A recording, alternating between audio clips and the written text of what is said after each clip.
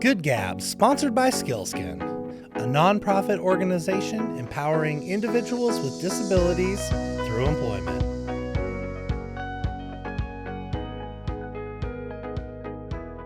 Good Gabbers, how you doing? Gosh, we keep building this thing. It's just blowing my mind every week. We just keep showing up, keep learning more. How do we engage?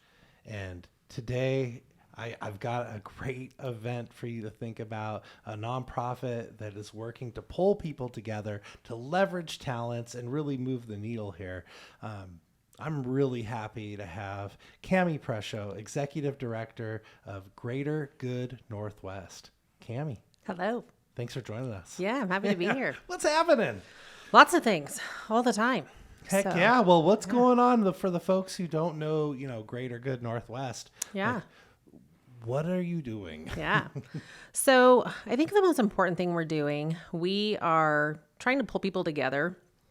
We really look at 4 main sectors in the community: the nonprofit sector, the business sector, the church and faith-based sector, and then the educational governmental sector, to pull them together to find solutions for the community, because no one area can find the solutions, which I think we all know. Or we should know. Yeah. But sometimes thinking outside the box and being innovative on how you do it really is going to be the solution. And having conversation with people at the table to ask, who are we missing? Is it a nonprofit? Is it a business? Is it a church? Or is there a school that needs to come in and really help us, engage in this conversation? So that's really one of our main goals in the collaborative space. And you will find most anything we're involved in is collaborative. We believe in it. We love it. Power. Yeah. And I think a lot of people hear collaborate and they go, I don't have time for that. I don't have time for another meeting. And really what we're trying to do is say, you can't afford not to collaborate. When we bring best practices to the table, when we create partnerships, when we help and walk alongside nonprofits in this community to meet their mission, we're hopefully taking things off of your plate. Right. That then is, moving that forward in a more efficient way, I guess is how I would say it. Well, that's how lots of big things happen, Yeah. right? It's not by yourself. Yeah. It's when people partner together. Yeah. And then execute. Yeah. Well, where did this idea come from? How did your organization start? Yeah. So the board was actually formed before I came on. There were 4 amazing individuals who were already in different avenues or had previously ventured into one of those areas. Anthony Carolla was on our board. He had run a nonprofit, been the executive director. So he not only had the experience of what that looks like every single day, but then also finding actual areas to go make a difference. And, I think the organization he was with, they collaborated with schools to make a difference in a quick way that they could see some results. Make some impact. Yeah. Another one of our members, Jenny, she worked in a school for a nonprofit. So she worked for communities and schools as a site coordinator. We know them. Deborah was a guest with us. We learned a lot. Yeah. So she had some very interesting perspective, not only working for a nonprofit and in that whole realm, but then also how it works to become involved in the school district, because it can be a little difficult to get your inroads just because they have so many of their own initiatives and just, kind of a bureaucracy in and of itself. So she's been very insightful and helpful, and we've developed a really amazing working relationship with CV, the CV school district right now. But it's been crucial for that to really understand it. And then Danny, one of our other members, he launched a church. So he definitely understands, like, from the grassroots up, how you do that, how you engage in the community, and how you just stay on mission when you're really working towards, what you've set as your goals. And then Jesse is our other board member, and he had actually already kind of begun working on the whole arena of how many nonprofits are in Spokane. Right. And how many of them aren't aware maybe they're aware of each other, but not what they're doing. And so there's the duplication of efforts. Yeah, we heard from Ryan Ulrich was on maybe a month ago. Yeah. I forget the exact number. It was like north of 2,500 registered nonprofits in Spokane County. That means it's gone up since we started. Yeah. We always say between 1,400 and 2,200 because if you take the churches out, it lowers the number. But yeah, it's a massive amount, which I think is great because what does that talk about? Yeah, everyone wants to be a part of something and help. They want to help. Yeah. They want to make a difference. And really, how does a nonprofit start? Somebody sees an issue or a need, whether it directly impacted them or they just said, I can't let that happen anymore. And then they go and they launch it. What they don't often do is stop to say, hey, what else is going on? I'm sure, I've learned all of that from Ryan as well. But that's one thing too that Jesse had launched into to say, what's going on here? There's got to be a better way to do this. And so that's really where between the four of them coming together and saying, we want to work to consolidate, to work on collaboration, to be that role. Be the connector. Mm-hmm. And so that is, sometimes people don't quite understand what we're doing because we don't focus just on one specific niche area. Because what we're doing is finding out what is everybody doing and how has that changed. We have a needs assessment out right now that we've deployed out to over 100 nonprofits. Well, Cammy, why don't you just walk us through a project that you've been a part of, that, so we can really understand it. Yeah. So I'll expand just on the needs assessment right now. So it's a big lift. There was a lot of planning that went behind it. I bet. It started out with 5 spreadsheets of the different major areas of need, and then breaking that down into the smaller areas. So like physical needs, for example, that's one area. But then there's housing, clothing, food insecurity. So what we're doing is sending out a very easy needs assessment. It's different than what I think most people think of. And we're just asking some basic questions of the organization. The first being, what are your most pressing needs? Because we want to know what is keeping you up at night as the organization, because then that also allows us to know how can we help and connect you with something. So it'll inform you. Okay. Yeah. Second question we're asking is then what needs are you meeting in the community? And then very much segueing off, how did that change during COVID? Did you add a program, remove a program? Because we absolutely know that nonprofits were hit just like small businesses with volunteers even potentially not. Happened at Skillskin, our world changed. Yeah, like what we looked like from then to now is very different. Yeah. So we want to know what needs are you meeting? Because we also don't want to be somebody sending someone or saying that an organization is doing something that they no longer are. Not only is that a waste of... that's not helping. Yeah, exactly. Then we're simply asking what needs do you still see out there that aren't being met? Whether it's because somebody's asking you and you don't have a solution for them, or you just know it's not being met, but it's not something that your organization can take on. And then what we want to do with that main piece, that needs piece that's not being met, is go through and find where there is some continuity in the answers and then pull those people together to say, you are recognizing this need is not being met. It's a gap. How do we solve that? And is it us in the room, or do we need to bring someone else in? So that's a great example. But I think we've gotten about 40 responses back. Some of it we're building relationship. People are asking, what are you going to do with this information? Which we totally understand. And when we tell them what we're doing, they're happy to give it to us. They want to engage with us more. They want to be a part of it. So that's been super fun. Can Skillskin help with that? Maybe. Or do you have like your set parameters? No, we really just tried to figure out a manageable number of organizations to reach out to for the first round. So our goal is to complete that by the end of the year. I just found out from Jessica, my volunteer who's managing that entire program, that we have actually sent out 100% and made contact either by phone call, by email. So now our goal is to collect all of that information from them, But then we're already starting to research round 2 of the next number of organizations. So I'm sure Skillskin could, give us like, hey, have you talked to this organization, or even making connections? Yeah, or even our listeners, there's a lot of people who are, running nonprofits or part of the nonprofit space and are just community leaders. And I know we're looking to help. So if they were interested in participating, how would they connect with you? They could just email me, and then we could send them the needs assessment, or just start a conversation on what it is they need, or how we can help, or just what their ideas or thoughts are is really, I think, the best way. All right. You heard it here, Good Gabbers. You send that note to Cammy. Yeah. Let's get involved. Yeah. Yeah.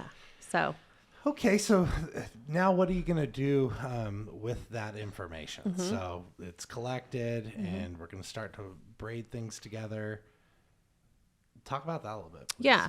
So again, we're looking to find where those needs that aren't being met are, because we definitely hear about the big, huge, areas in Spokane. We hear about homelessness, mental health, childcare. We hear about those all the time. And there's a lot of organizations working on Absolutely. that. Yeah. And so what we're looking for is maybe the little offshoot of a community that, they now have a gap and a need that is happening in this particular school district, or that it's shoes, that are needed, not necessarily food. And so that's what we're looking for to fill that gap, and to do it community based, because then if you find a solution, it becomes a permanent solution, because that community wants to own it.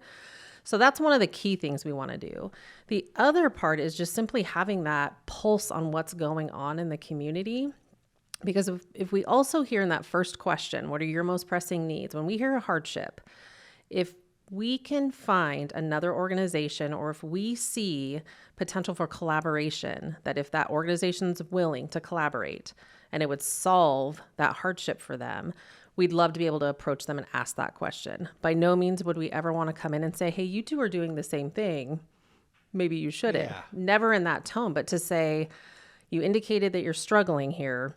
We know of a potential organization that maybe if you worked together, partnered, collaborated, cooperated, however you phrase that potentially it would no longer be a hardship. Would you be interested in that? Because that's what we're doing. We're out there getting that information where they're not. They're just trying to struggle through every day, or now their development director is trying to run the food pantry.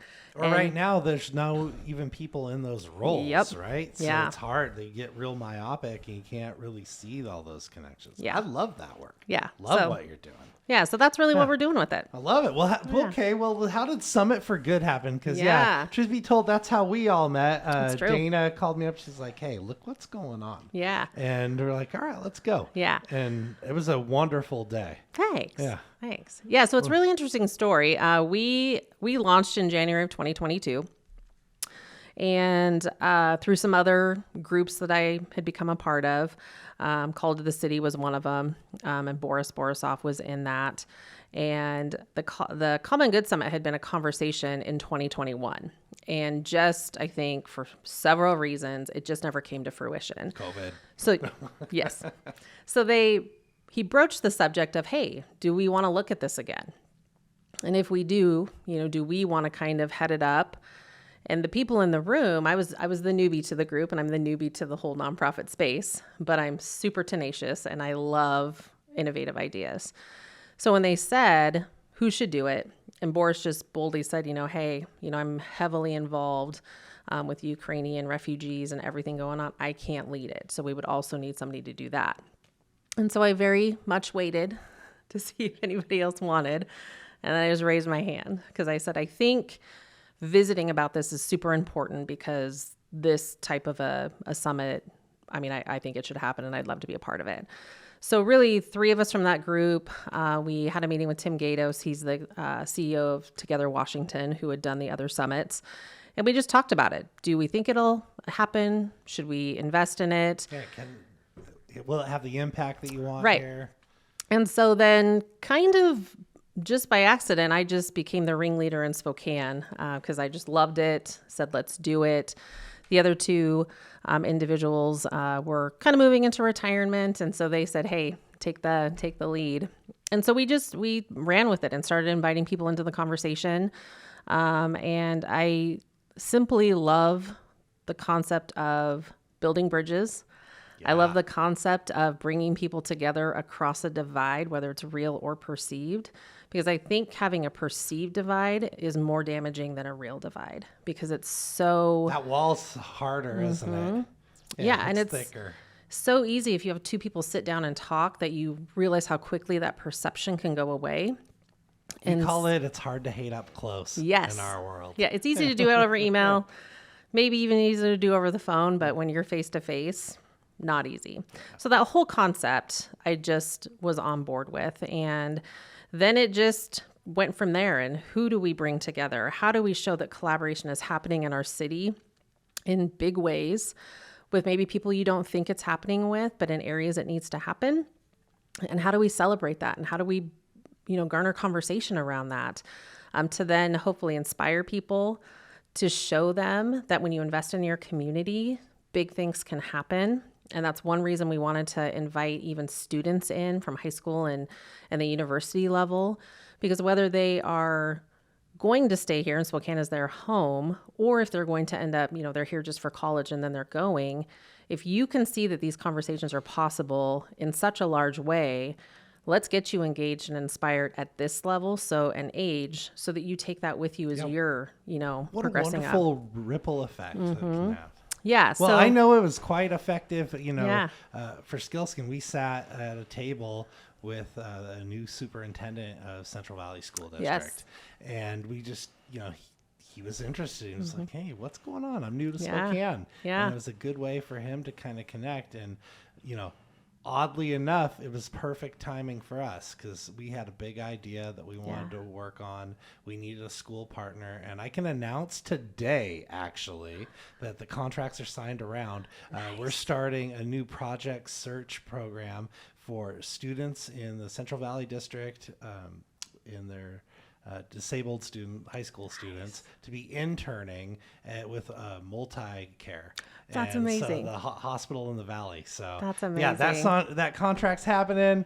By the time you hear this, we'll be working on the students for this next year. So that's amazing. And that I credit that moment because when Toby Brumling, our VP of state programs, called Central Valley and started to get that going, heard Skillskin, he already knew who we were. Yeah. I was like, all right, that's here amazing. we go. That's amazing. Well, and to Dr. Parker's credit, I met him the December before at the Gifts of Hope holiday program that we have. And he showed up, and I think initially he was just going to pop in and say, hey, this is great. He stayed for over 3 hours and was knee deep in getting things ready for families in the food boxes and getting gifts where they needed to go. And I mean, I saw him and I was like, and he was like, hey, there's stuff to be done. And so, but I told him about the summit that day and he was like, please invite me. I want to come. And so then that was so awesome to hear. See, that there's came the out of magic, it. right? It's just you start to connect people. Yeah. What's your journey like? Like, how did you come into, this heart of service and wanted to be in the nonprofit space? Yeah. You said that you kind of mentioned earlier, this is your first foray into leading nonprofits. Yeah. What was your world like before? So I have a 21-year banking career. A banker. Yeah. I started out at good old F&M when there was 12 branches in Spokane County. Loved that bank. It merged with Banner. But really in my banking career, I started in banking because I had to start over. I had come out of a domestically violent relationship and I had a little girl that I had to raise. And so I kind of very much in the analytical way I did was like, what are my skills? I have cash handling, I have supervisory experience and customer service. My mom had been in banking years before. So I was like, well, I think I'm going to go find a banking job. Dang, Cammy, you're like, all right. Yeah, and I don't think banking is going away. So I can invest in that. Yeah. And so started as a teller, worked my way up. And once I became a banker, I had this amazing mentor come in. She became the branch manager. Her name's Julie. And she taught me a lot, but she also let me run with ideas. And so at one point I said, I want to get involved and give back. I'm not sure how, but I connected up with the YWCA. And they had just started this program that was called Hope and Power. And it was all about financial education and literacy for domestic violence survivors. And I said, oh, I can do that. Yeah. And I think the main point is that to take something that so many people look at as such a given, having a bank account, being able to pay your bills with a debit card. Some of these survivors, they couldn't do because they were financially controlled. They either didn't know how to operate a bank account, or they had negative balances that didn't allow them to open an account. So we presented huge barriers just to living. Huge. So we presented to the chief credit officer, said, hey, we have this idea. If we teach this class to them and they attend, will we go ahead and open them an account?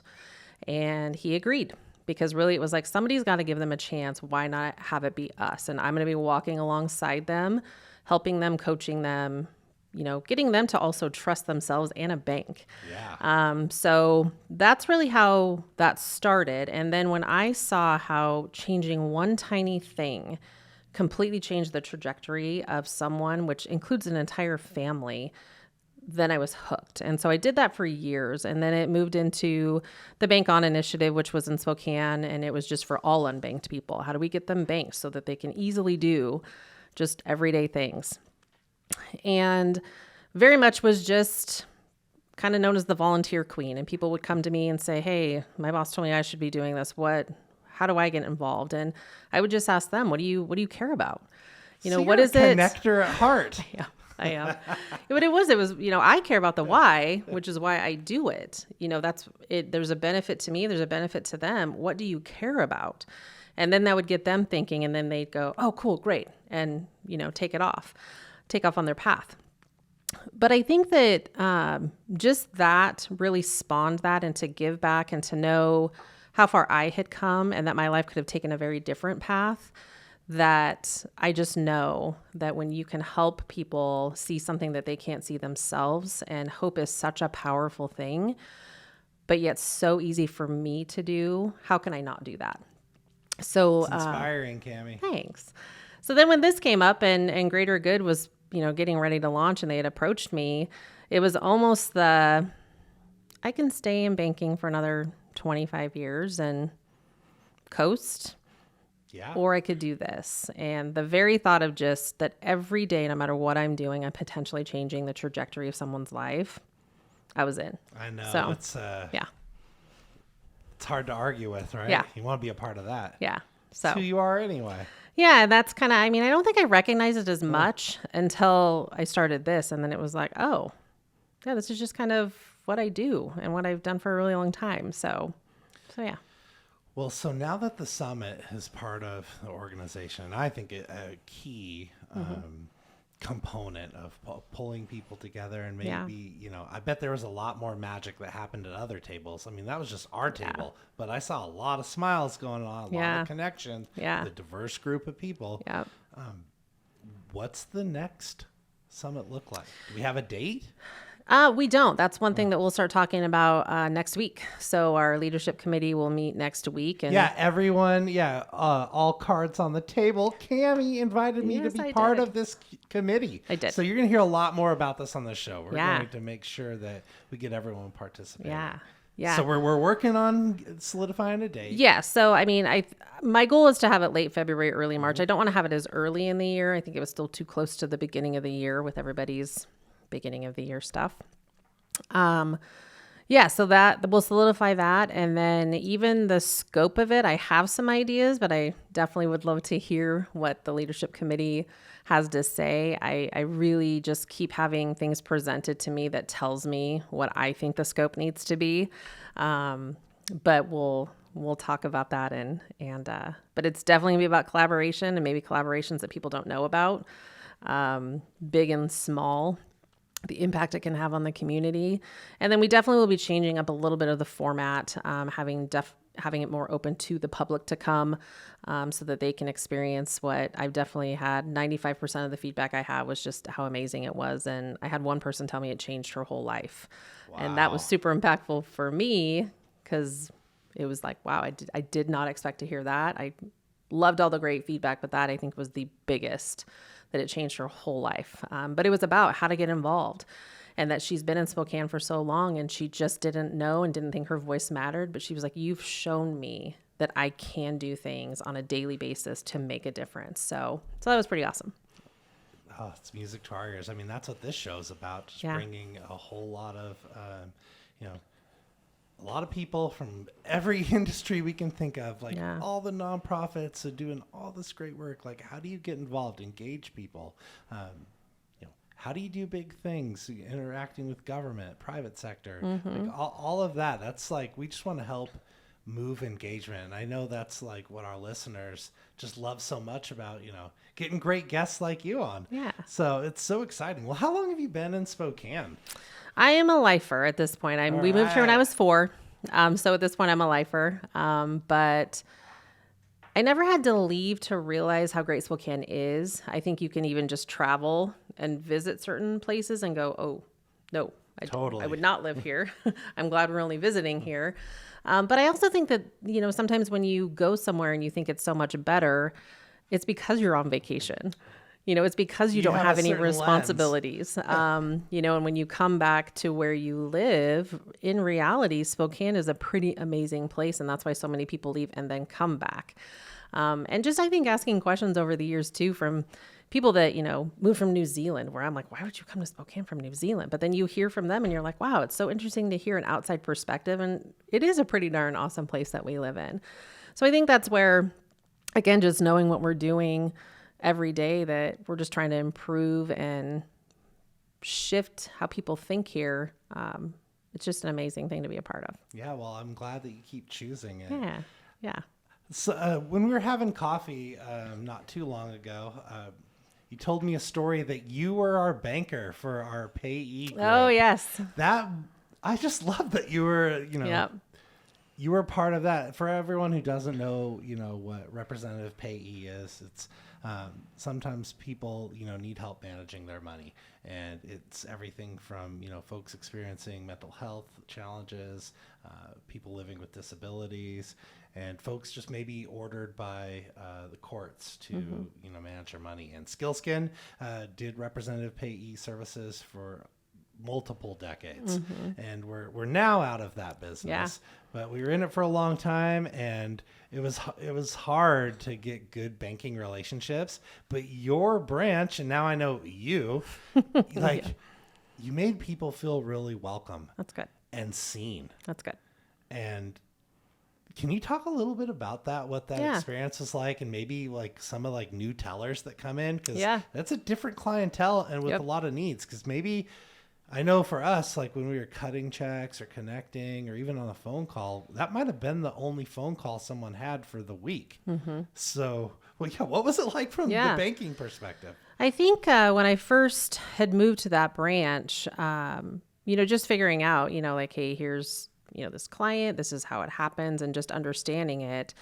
Once the client started coming in, recognizing that there were consistent issues with ID, because it would either get lost consistently, that there definitely were some behavioral things happening. And so to educate, you know, a teller on, hey, here's what's going on.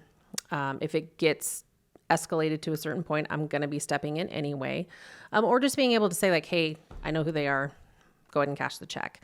But it became, I guess I don't know how to ruffle feathers or advocate at times.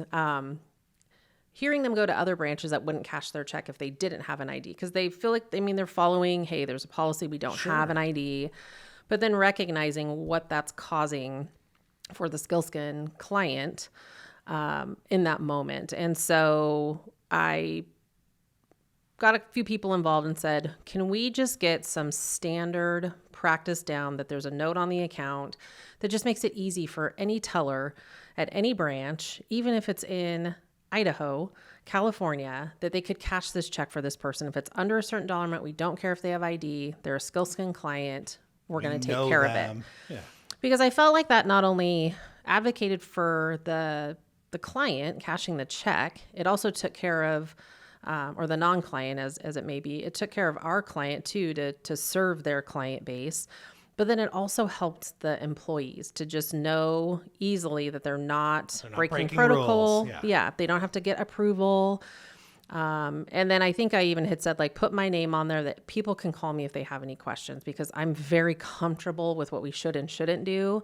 And I'm absolutely happy also to make an executive decision, because it was very, very hard on a Friday afternoon if somebody came in with a check that had a future date. Right. and they're thinking they can cash it. And we're trying to get in touch with people. Sometimes we could and sometimes we couldn't. But then me knowing the relationship I had with Bernie, conversations we'd had before, to just say, you know what, I'm just going to cash this check for this person to make sure that they have what they need over the weekend. And I'm going to feel okay with that. And if I have to explain why I did that, I'll do that. But it really was advocating on both sides.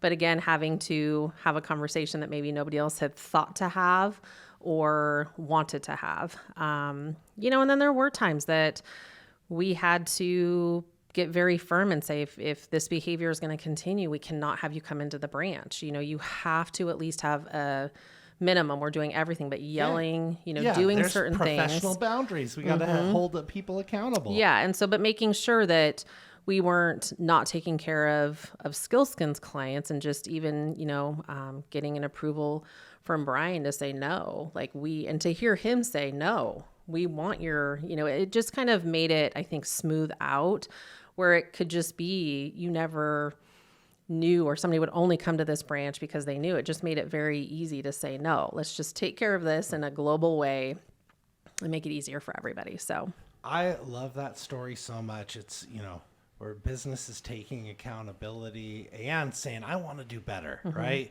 All of us can just do what we're supposed to do. We're like, no, let's kill a stupid rule. Let's figure this out. Let's be compassionate when we're doing it. Yeah. It's almost a little like accommodations in our world for people living with disabilities too. A lot of businesses just need to do a little tweak, kill a stupid rule, just do something a little different.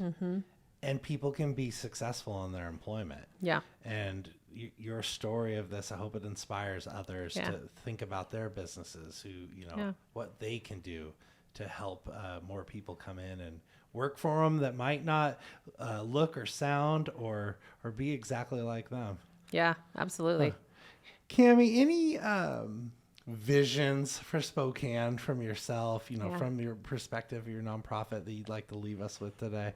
Yeah, I just think there's so much room for people to have conversations they haven't been willing to have or just haven't known how to have.